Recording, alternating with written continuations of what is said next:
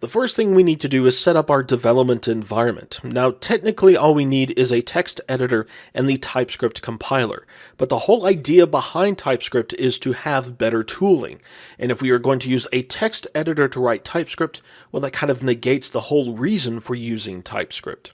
Now, when Microsoft first released TypeScript, they of course released support for Visual Studio, but they released support for some other editors like Sublime Text and Vim, as well as Emacs, but not surprisingly, the support really wasn't good. At least it wasn't nearly on par with what you would get with Visual Studio. And not surprisingly, there's been no work done on that support. So it's still very, very bare bones. So really our only choice is to use Visual Studio.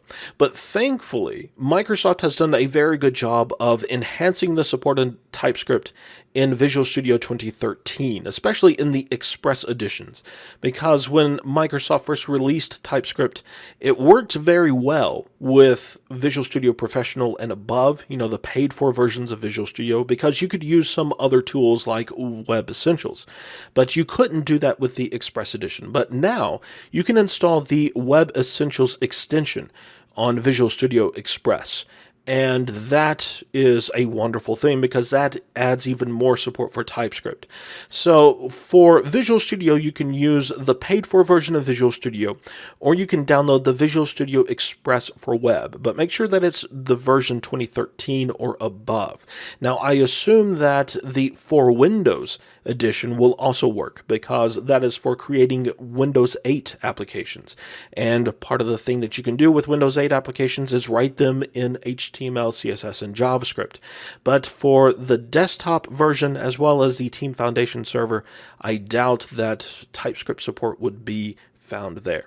So you want to install Visual Studio. If you choose to go with the Express edition, you can install it with the installer, which is a web installer, or you can download the ISO and install it that way. But once you install Visual Studio, regardless of what version it is, you need to also install the Update 2. Now, I already have Update 2, but you can very easily download and install it by opening up Visual Studio, going to Tools, and then you will want to go to Extensions and Updates. And then you will see this installed, online, and updates over on the left-hand side. If you expand updates, you will see the Update 2 listed in one of these categories, and I assume that it's product updates. Now, because I already have it installed, then we're not going to see it here. But for new installations of Visual Studio, you will definitely see it. And then after you install Update 2 and restart Visual Studio, you will then want to go back to this Extensions and Updates, and you will want to go to the Online category, and you want to install the Web Essentials for Update 2. Now this is new for the Express editions. Before Visual Studio 2013 Update 2, you could not install Web Essentials, but now you can. So you will want to download that and install it, and you will need to restart Visual Studio after it is installed, but this does give us some more tooling as far as TypeScript is concerned. In fact, it gives us a side-by-side view so that we can write TypeScript on the left-hand side of the screen, and then whenever we save the TypeScript, it's going to compile it and show us the JavaScript output on the right-hand side of the screen. Now, if you're using Visual Studio 2012, you will want to go to typescriptlang.org. You don't want to go to typescript.org. That is a completely separate thing.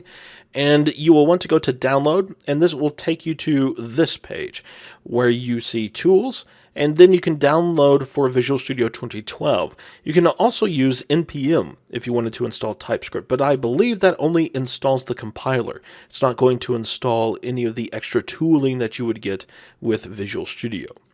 So once you have everything installed, you can create a new project. So let's go to File and then New Project, and we basically just want to do a search for TypeScript. In fact, over here on the left-hand side, we can see TypeScript now. So if we click on that, we see that the only choice is HTML application with TypeScript, and you can name this whatever you want. I'm just going to take the default and then click OK. And after Visual Studio creates the project, it's going to automatically open up this app.ts.